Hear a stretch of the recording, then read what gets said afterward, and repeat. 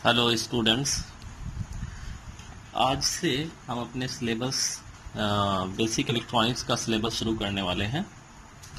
तो बिल्कुल डेप्थ से शुरू करेंगे और आगे तक चलेंगे। तो देखो, हम लोगों ने बचपन में पढ़ा होगा कि मैटर को जो है हम 3 भागों में बांटते हैं, सॉलिड, लिक्विड, गैस। तो इलेक्ट्रॉनिक्स की दुनिया में अगर हम बात करेंगे तो मैटर को इलेक्ट्रॉनिक्स की दुनिया में भी 3 भागों में बांटते हैं।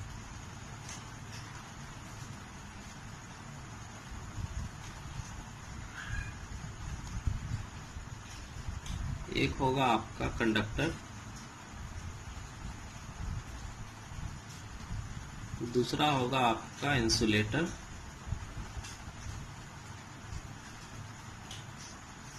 और तीसरा होगा आपका सेमीकंडक्टर।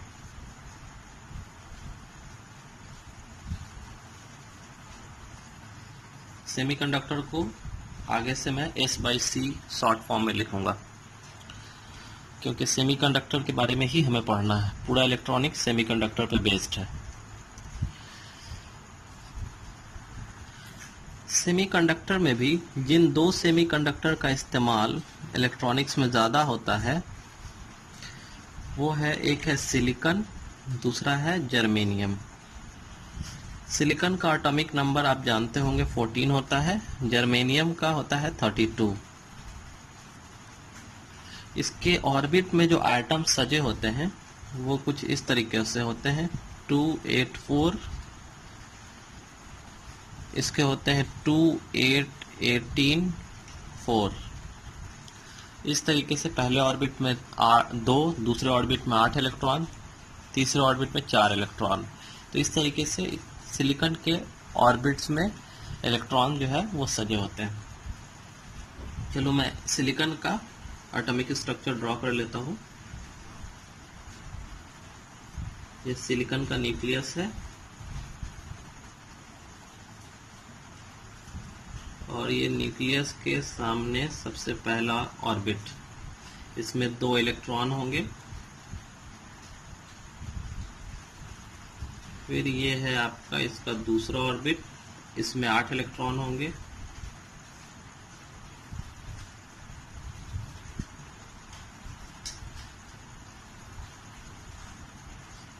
फिर ये लास्ट वाला ऑर्बिट,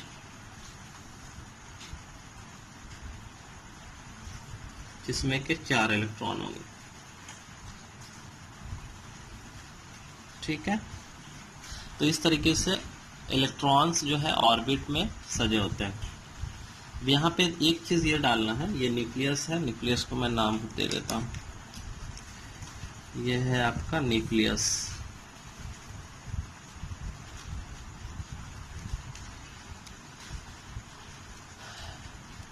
न्यूक्लियस में पॉजिटिव चार्ज होता है, हम सभी जानते हैं। ये इसमें पॉजिटिव चार्ज होता है, तो और इलेक्ट्रॉन पे नेगेटिव चार्ज होता है। तो जो पॉजिटिव और नेगेटिव में फोर्स ऑफ अट्रैक्शन होगा वो पहले ऑर्बिट में सबसे ज़्यादा होगा, दूसरे ऑर्बिट में ये फोर्स ऑफ अट्रैक्शन जो है ये कम होगा, तीसरे ऑर्बिट में फोर्स ऑफ अट्रैक्शन और कम हो जाएगा। जैसे जैसे न्यूक्लियस से डिस्टेंस बढ़ता चला जाएगा वैसे वैसे ये फोर्स ऑफ अट्रैक्शन कम होता चला जाएगा। तो पहली बात आप याद रखेंगे कि as we go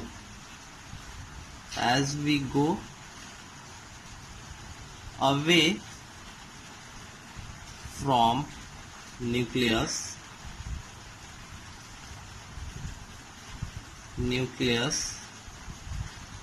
the force of attraction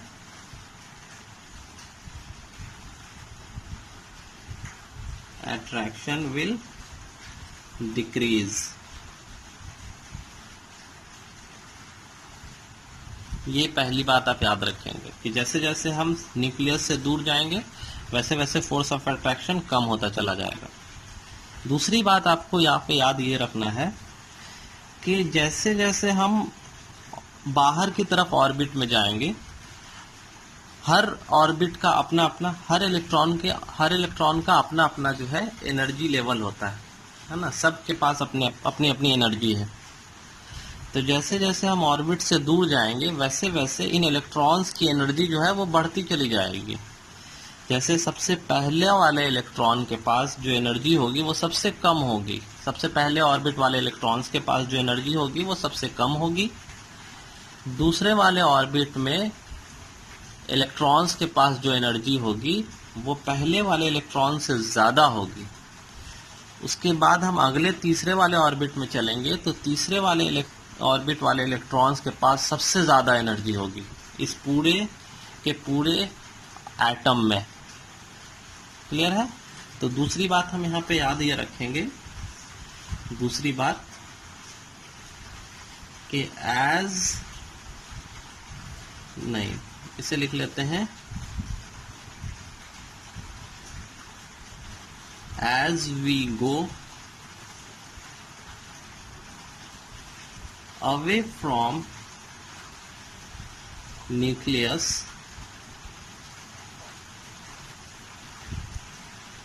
the energy level of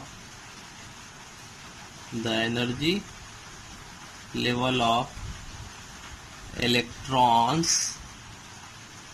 will increase।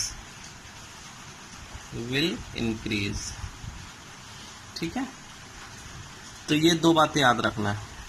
तीसरी बात कि जब ये इलेक्ट्रॉन, हम जानते हैं कि हम हीट देते हैं तो आउट वैलेंस इलेक्ट्रॉन जो होता है वो ऑर्बिट छोड़ के निकल जाता है।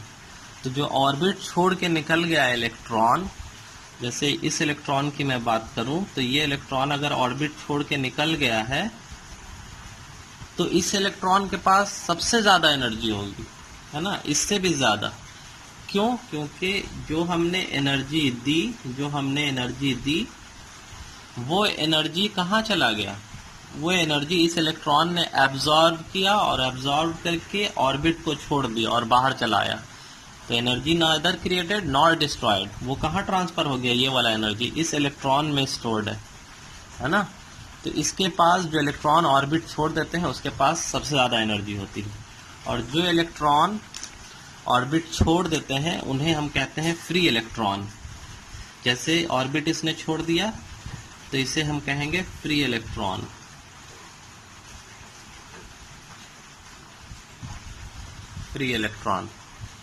ठीक है?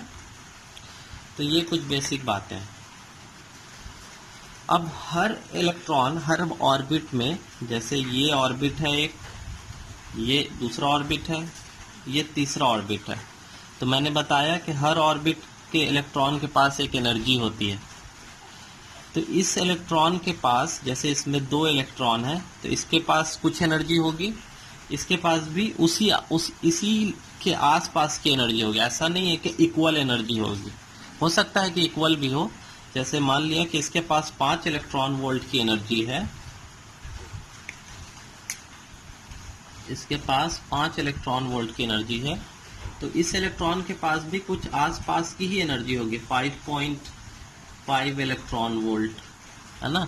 इसके पास जितनी एनर्जी है उसी के आसपास कुछ इसके पास भी एनर्जी होगी, या हो सकता है कि बराबर हो।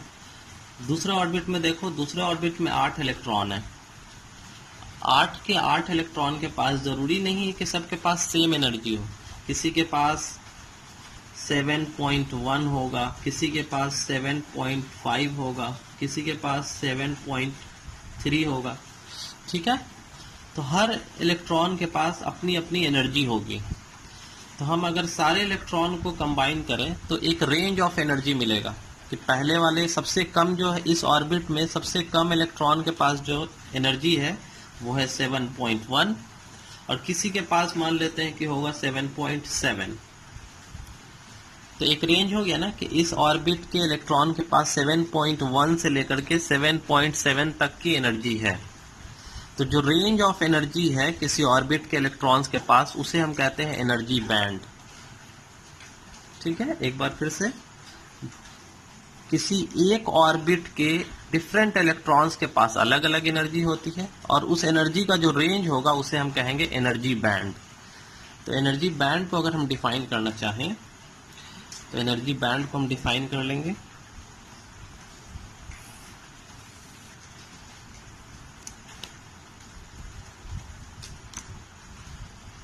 एनर्जी बैंड, तो देखो यहाँ पे मैंने इसे डिफाइन कर लिया, the range of energies possessed by the electrons of the same orbit is called energy band। Clear है? अब यहाँ पे फिर से एटॉमिक स्ट्रक्चर में आए, तो इस एटॉमिक स्ट्रक्चर में एक ये इलेक्ट्रॉन यानी कि वैलेंस इलेक्ट्रॉन और एक ये इलेक्ट्रॉन जो कि ऑर्बिट छोड़ चुका है, जिसे हम कहते हैं फ्री इलेक्ट्रॉन, या इसे एक और नाम से जानते हैं, वो नाम है कंडक्शन इलेक्ट्रॉन, और कंडक्शन इलेक्ट्रॉन के नाम से भी इसे जाना जाता है, कंडक्शन इलेक्ट्रॉन। तो इन्हीं दो इलेक्ट्रॉन का मेन रोल होता है, इसलिए इन दोनों इलेक्ट्रॉन्स के नाम से भी एक बैंड का नाम दिया गया है। तो जो वैलेंस इलेक्ट्रॉन के करस्पॉन्डिंग जो नाम है उसे हम कहते हैं valence band, valence band.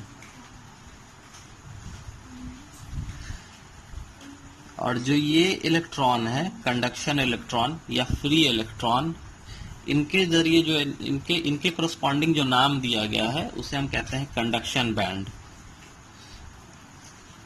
Conduction band.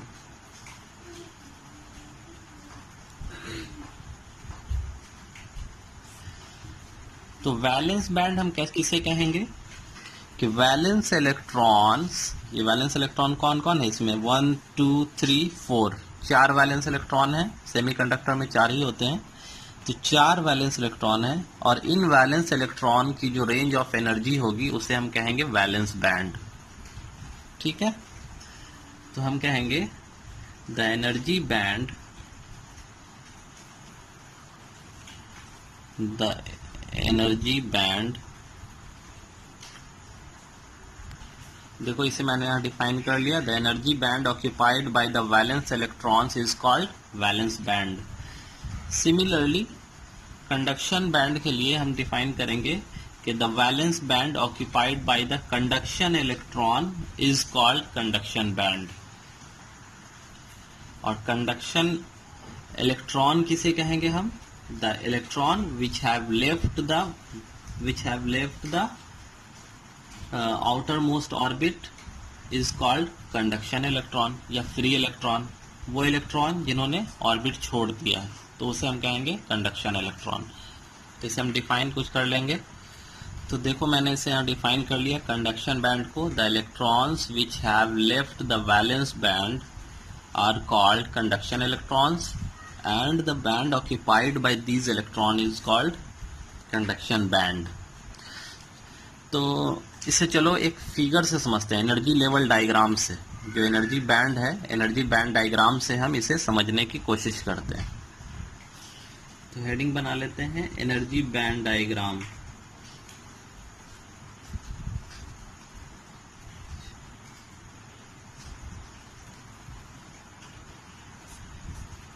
Energy band diagram में हमने 3 तरीके के एनर्जी बैंड पढ़ा, एक एनर्जी बैंड, एक कंडक्शन बैंड और एक वैलेंस बैंड।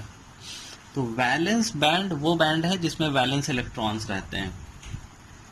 तो वैलेंस बैंड और कंडक्शन बैंड वो जिसमें के फ्री इलेक्ट्रॉन्स रहते हैं या कंडक्शन इलेक्ट्रॉन्स रहते हैं। और हम जानते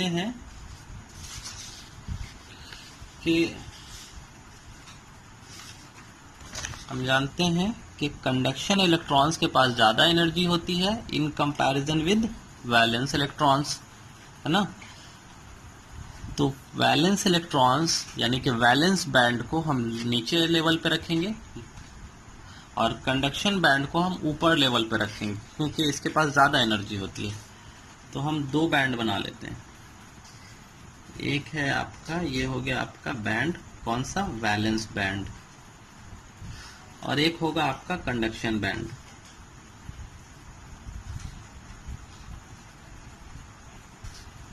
ये है आपका कंडक्शन बैंड। वैलेंस बैंड में कौन रहते हैं, यानी कि वैलेंस इलेक्ट्रॉन्स, ये वैलेंस इलेक्ट्रॉन्स हैं।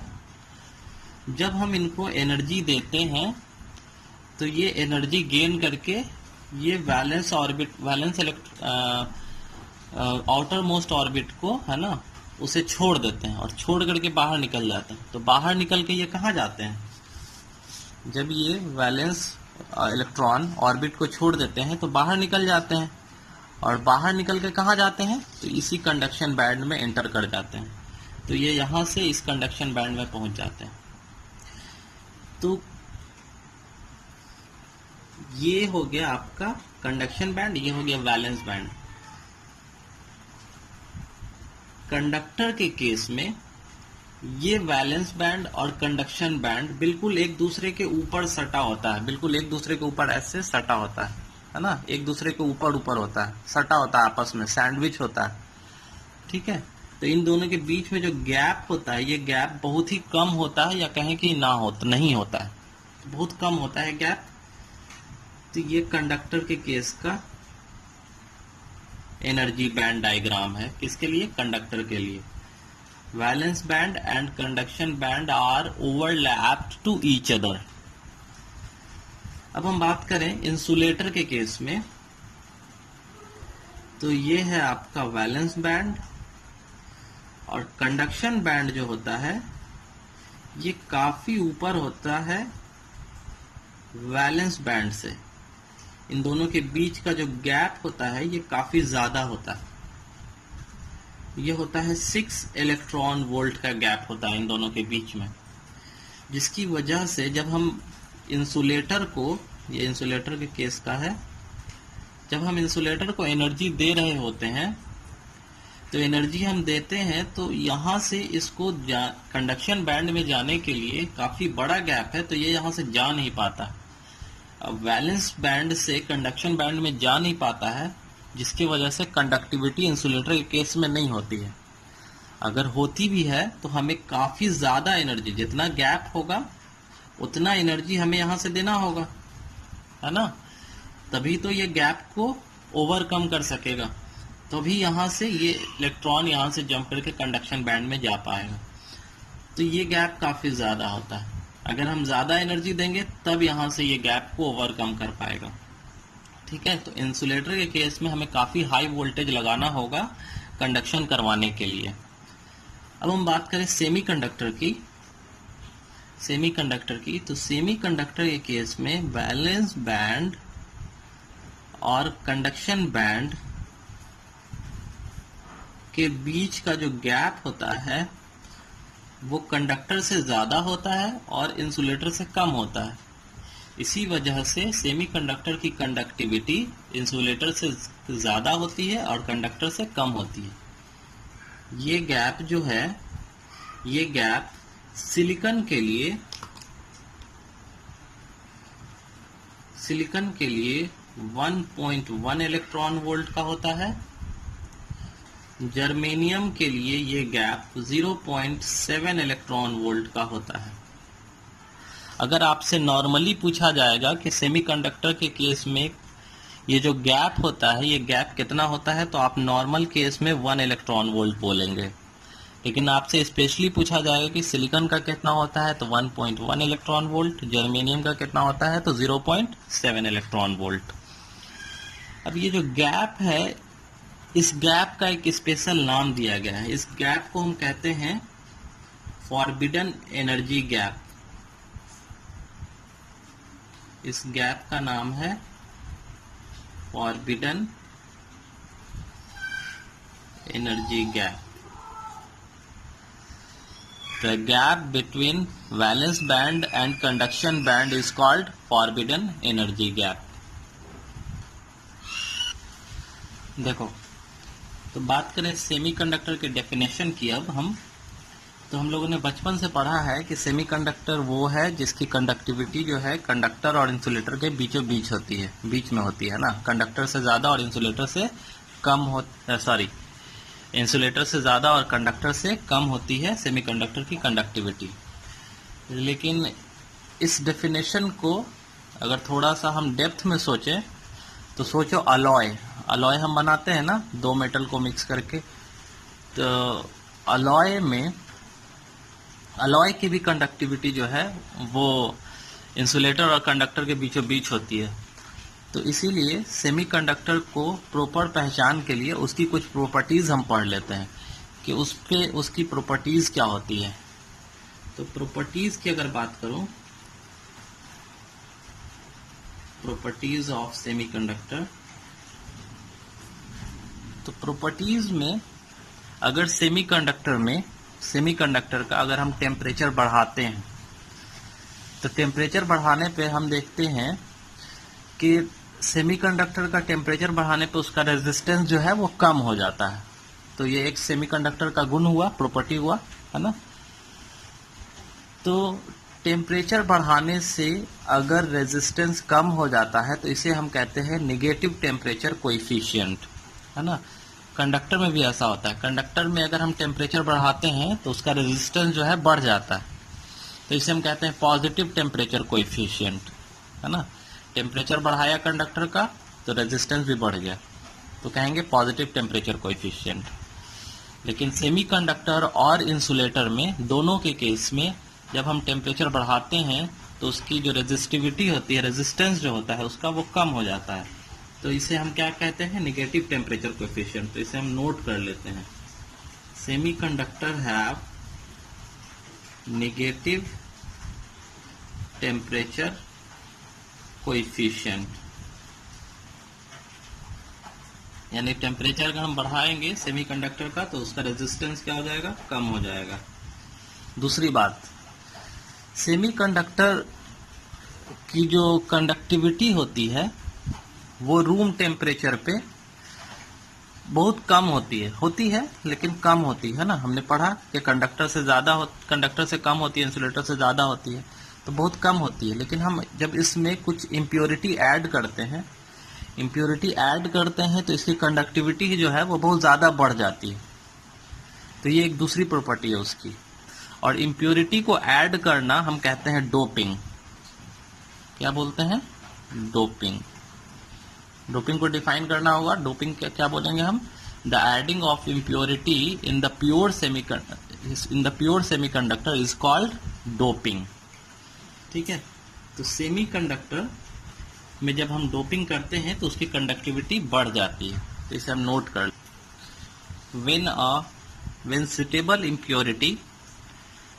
इम्प्योरिटी में दो का ज्यादा इस्तेमाल करेंगे। आगे हम जब पढ़ेंगे डायोड और स्पेशल पर्पस डायोड या ऑप्टिकल डायोड, तो उन सब में हम इस तरीके की इम्प्योरिटी ऐड करेंगे। आर्सेनिक, जिसे AS से रिप्रेजेंट किया जाता है, दूसरा है गैलियम। ये दो एलिमेंट ज्यादा इस्तेमाल करने वाले हैं। गैलियम को हम GE से डिनोट करते हैं।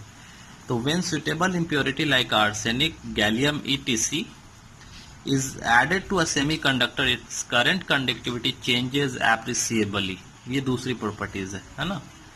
तो ये कुछ इंपॉर्टेंट प्रॉपर्टी है सेमीकंडक्टर की जो अलग करता है इसको बाकी के मटेरियल से, है ना। तो अब हम टाइप की बात करें अगर सेमीकंडक्टर के टाइप्स की, तो सेमीकंडक्टर मेनली दो टाइप के। एक होगा आपका टाइप्स,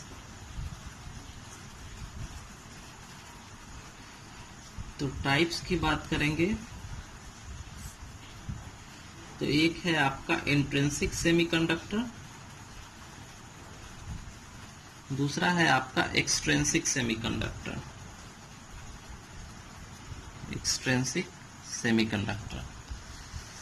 इंट्रिंसिक सेमीकंडक्टर वो कंडक्टर है जो कि नेचर में प्योर फॉर्म में पाया जाता है, जिसमें कि हम कोई मिलावट नहीं कर रहे हैं। वो जैसा नेचर में था वैसा ही हम उसको इस्तेमाल कर रहे हैं, तो वो है इंट्रिंसिक सेमीकंडक्टर। जैसे कि एग्जांपल्स में सिलिकॉन, है ना, नेचुरल फॉर्म में पाया जाता है। जर्मेनियम नेचुरल फॉर्म में पाया जाता है।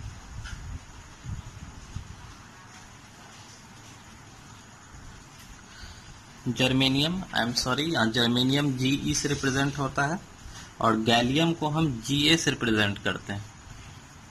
गैलियम का सिंबल जो होता है वो GA होता है, GE नहीं। GE जर्मेनियम के लिए होता है।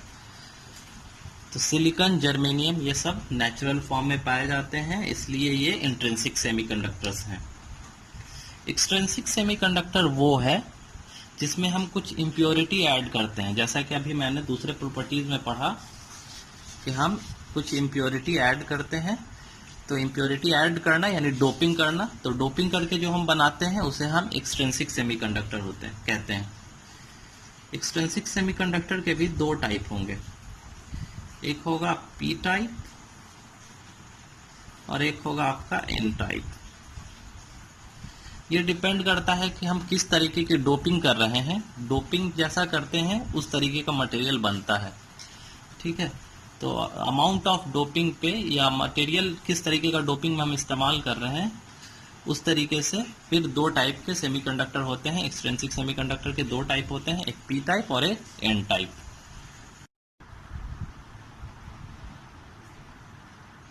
अब हम बारी बारी से दोनों सेमीकंडक्टर को डिस्कस करेंगे कि हम पी टाइप सेमीकंडक्टर कैसे बनाएंगे और एन टाइप सेमीकंडक्टर कैसे बनाएंगे। तो मैं हेडिंग बना लेता हूं। पहले मैं एन टाइप सेमीकंडक्टर को डिस्कस करूंगा। तो एन टाइप सेमीकंडक्टर, देखो एन टाइप सेमीकंडक्टर को बनाने के लिए, N type means N stand for negative. N type semiconductor को बनाने के लिए प्योर सेमीकंडक्टर, सिलिकॉन या जर्मेनियम प्योर सेमीकंडक्टर में आपको पेंटावैलेंट इम्प्योरिटी मिलाना होगा। पेंटावैलेंट इम्प्योरिटी का मीन्स कि जिसके आउटर मोस्ट ऑर्बिट में 5 इलेक्ट्रॉन हो, ऐसे इम्प्योरिटीज। और ऐसे इम्प्योरिटीज कौन होते हैं? जैसे आर्सेनिक, आर्सेनिक का एटॉमिक नंबर होता है 33। इसके आउटर मोस्ट ऑर्बिट में आप देखेंगे तो 2, 8, 18 और आउटर मोस्ट ऑर्बिट में कितने इलेक्ट्रॉन होंगे? 5। उसी तरीके से एंटीमोनी,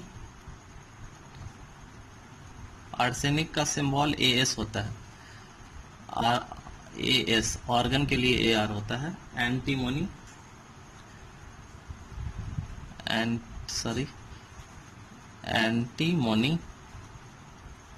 एंटीमोनी का एटॉमिक नंबर होता है 51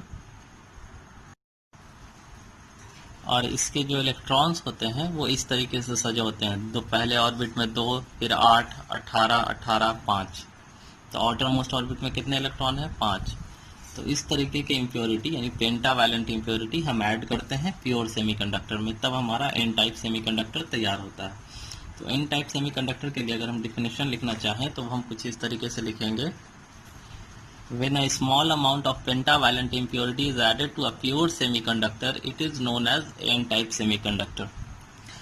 तो ये तो हो गया डेफिनेशन, लेकिन हम एटॉमिक लेवल पे देखते हैं कि जब पेंटावैलेंट इम्प्योरिटी हम ऐड करते हैं तो आखिर होता क्या है। देखो जनरली जब हम कोई इम्प्योरिटी ऐड नहीं कर रहे होते हैं तो सिलिकॉन या जर्मेनियम, कोई भी जो प्योर सेमीकंडक्टर है, उसके साथ कैसा रिलेशन होता है। अभी हम कोई इम्प्योरिटी ऐड नहीं कर रहे हैं, अभी हम देखते हैं कि बिना इम्प्योरिटी के सिलिकॉन के आइटम्स जो हैं यानी प्योर सेमीकंडक्टर्स के आइटम्स जो हैं वो कैसे रहते हैं।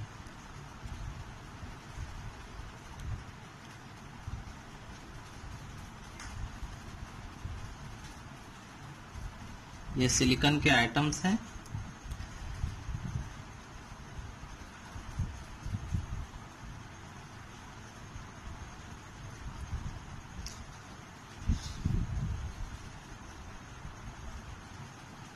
और सिलिकॉन के एटम्स के ये 4 वैलेंस इलेक्ट्रॉन हैं। जब हम कोई इम्प्योरिटी ऐड नहीं करते हैं तो इसके चारों वैलेंस इलेक्ट्रॉन सब आपस में बॉन्डिंग करके इस तरीके से बॉन्डिंग बना के रहते हैं, सब ने आपस में बॉन्डिंग बनाई हुई है। इसके 4 इलेक्ट्रॉन्स, इस एटम के 4 इलेक्ट्रॉन इस अपने आसपास के 4 इलेक्ट्रॉन के साथ बॉन्डिंग बना करके अपने आप को ऑक्टेट बना लेते हैं, यानी कि आउटर मोस्ट ऑर्बिट में 8 इलेक्ट्रॉन्स फुलफिल कर लेते हैं। उसी तरीके से ये इसके साथ बॉन्डिंग बनाए हुआ है, ये इसके साथ बॉन्डिंग है। इसके नीचे जो सिलिकॉन का एटम होगा उसके साथ इसकी बॉन्डिंग होगी, है ना। इसके बगल में जो एटम होगा उसके साथ इसकी बॉन्डिंग होगी। हो गया ना, इसके 4 इलेक्ट्रॉन्स बगल के सिलिकॉन के चारों एटम्स के साथ, चारों इलेक्ट्रॉन्स के साथ बॉन्डिंग किए हुए हैं।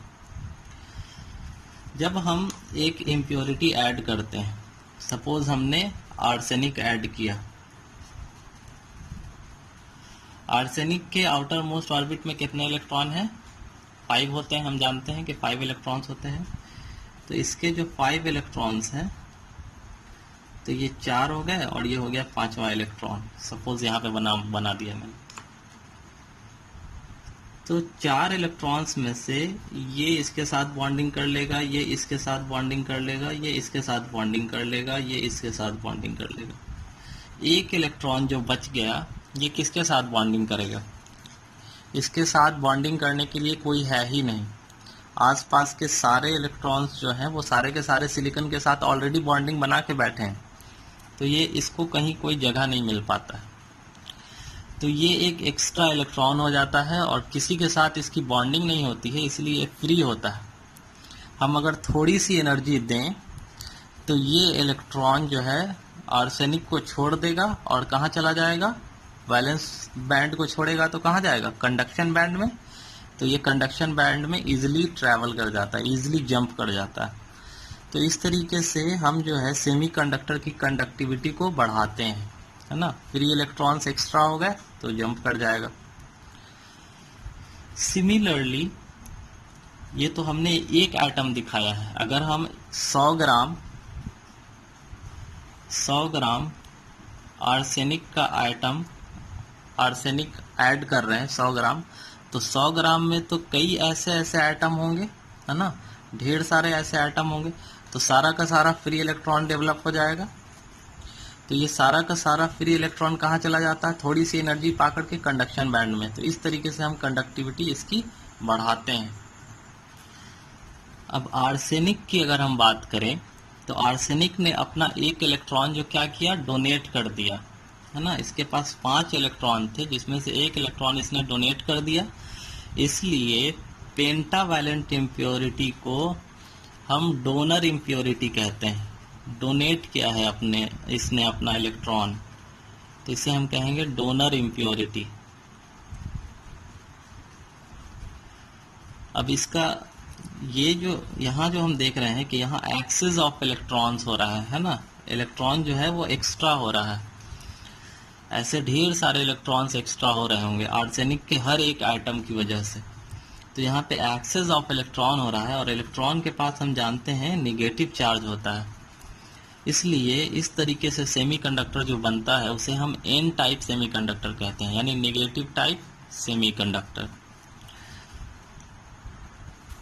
अब हम बात करें, अगर एन टाइप सेमीकंडक्टर का रिप्रेजेंटेशन करना है, रिप्रेजेंटेशन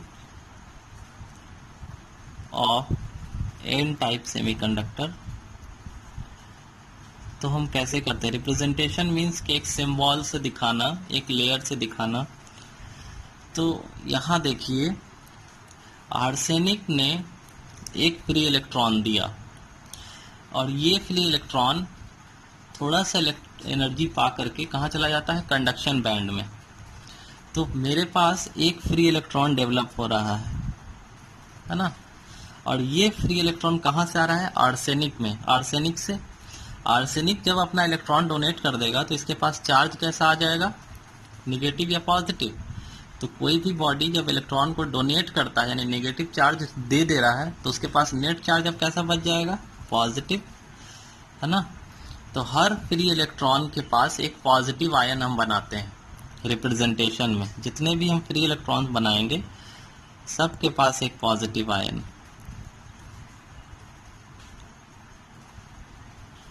तो इस तरीके से हम रिप्रेजेंटेशन करते हैं एन टाइप सेमीकंडक्टर का।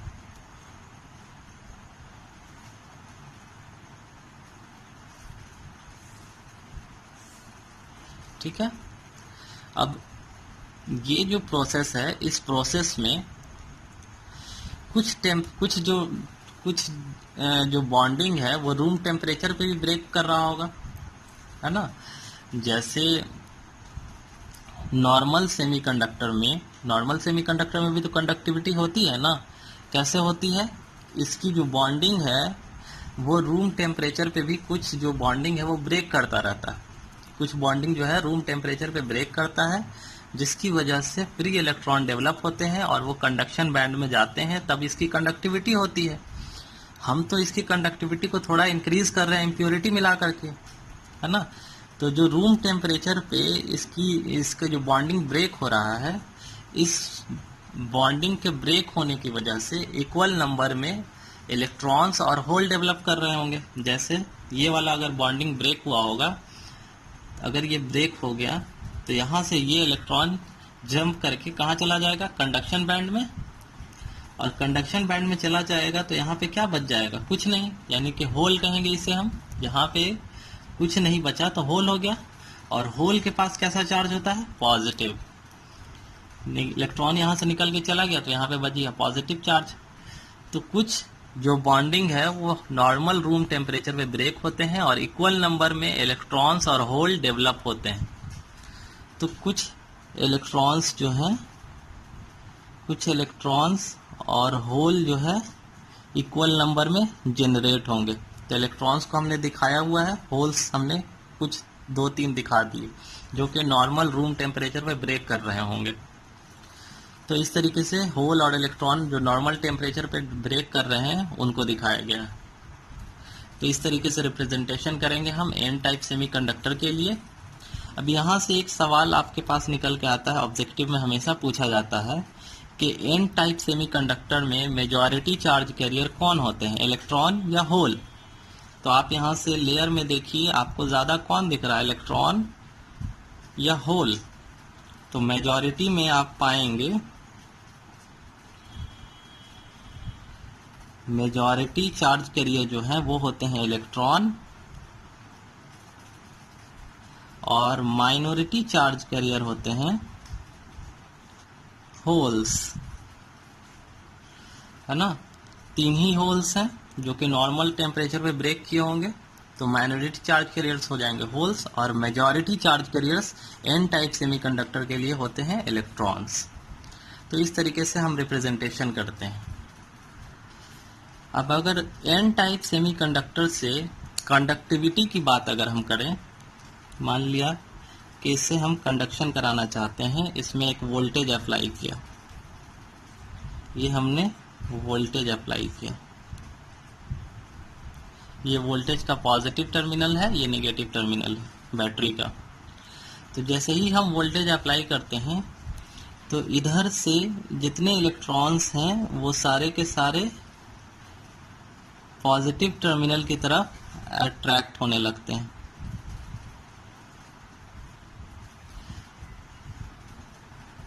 सारे इलेक्ट्रॉन्स किधर आएंगे, पॉजिटिव टर्मिनल की तरफ। और फिर यहाँ से बैटरी के अंदर पहुंचेंगे, फिर बैटरी के निगेटिव टर्मिनल से निगेटिव टर्मिनल इन इलेक्ट्रॉन्स को रिपेल करेगा और फिर ये वापस पहुंच जाएंगे इस सेमीकंडक्टर के अंदर। तो इस तरीके से कंडक्शन चलता रहता है एन टाइप सेमीकंडक्टर के केस में। इसमें ये जो कंडक्शन है ये नॉर्मल जैसा होता है मेटल्स के केस में, वैसा कंडक्शन है ये, है ना, कोई खास है नहीं। तो ये नॉर्मल कंडक्शन होता है। अब हम बात करेंगे पी टाइप सेमीकंडक्टर की। P type semiconductor, P type semiconductor को बनाने के लिए हम जो इम्प्योरिटी ऐड करते हैं वो ट्राई वैलेंट इम्प्योरिटी ऐड करते हैं, यानी कि जिसके आउटर मोस्ट ऑर्बिट में 3 वैलेंस इलेक्ट्रॉन हो,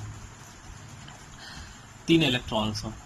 तो इसको हम डिफाइन करना चाहेंगे तो हम कहेंगे कि when a small amount of trivalent impurity is added to a pure semiconductor, it is known as P type semiconductor.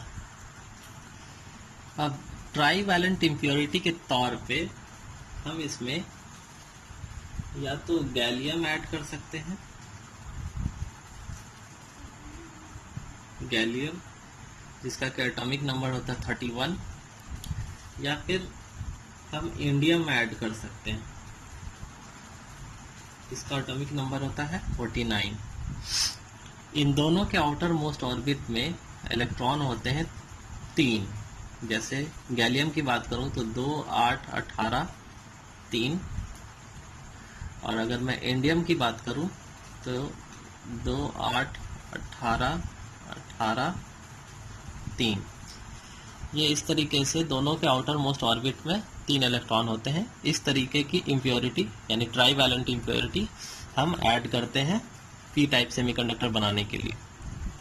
और ट्राई वैलेंट इम्प्योरिटी को हम एक्सेप्टर इम्प्योरिटी भी कहते हैं। एक्सेप्टर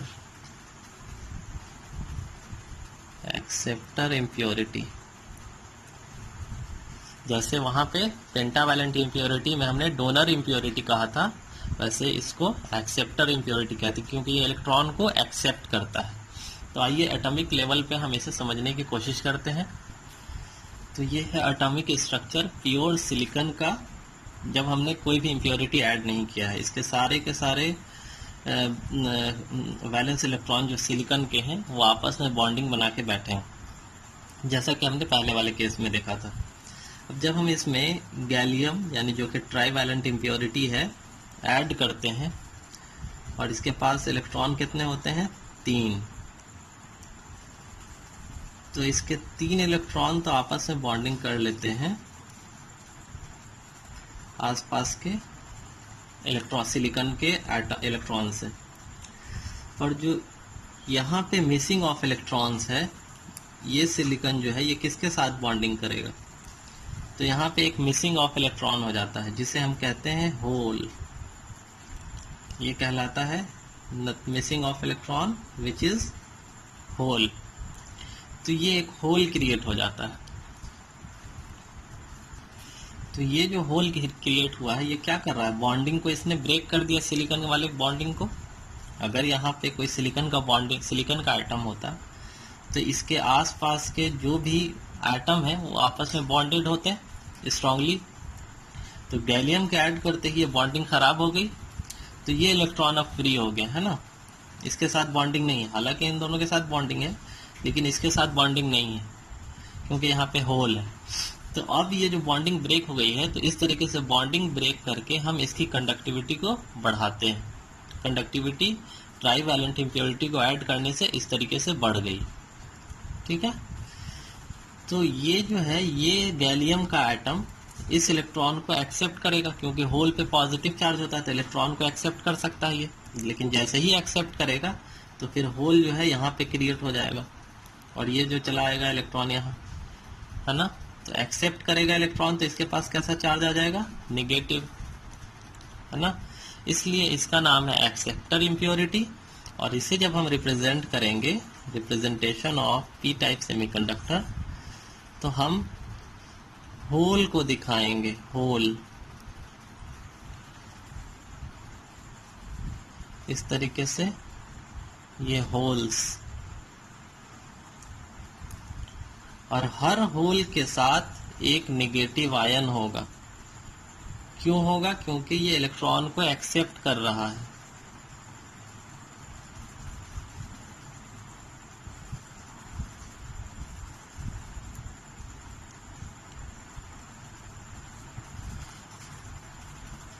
और इसके अलावा कुछ बॉन्डिंग जो है रूम टेम्परेचर पे ब्रेक करेंगे, जिसकी वजह से जो आपका इलेक्ट्रॉन होल का पेयर है वो जनरेट होगा। तो इलेक्ट्रॉन जो है वो जनरेट होगा या होल्स जो है वो जनरेट होंगे। तो इलेक्ट्रॉन और होल जो है वो इक्वल नंबर में जनरेट होते हैं। तो इस तरीके से यहाँ पे पी टाइप सेमीकंडक्टर में मेजॉरिटी चार्ज कैरियर कौन होंगे? होल्स। जबकि माइनॉरिटी चार्ज कैरियर कौन हो जाएंगे? इलेक्ट्रॉन्स। और अगर मैं कंडक्शन की बात करूं, कंडक्टिविटी पी टाइप सेमीकंडक्टर में कैसे होती है, तो जैसे हमने ये बैटरी अटैच किया, ये बैटरी का पॉजिटिव टर्मिनल, ये नेगेटिव टर्मिनल, तो ये जो होल है, ये होल्स नेगेटिव प्लेट की तरफ अट्रैक्टेड होंगे।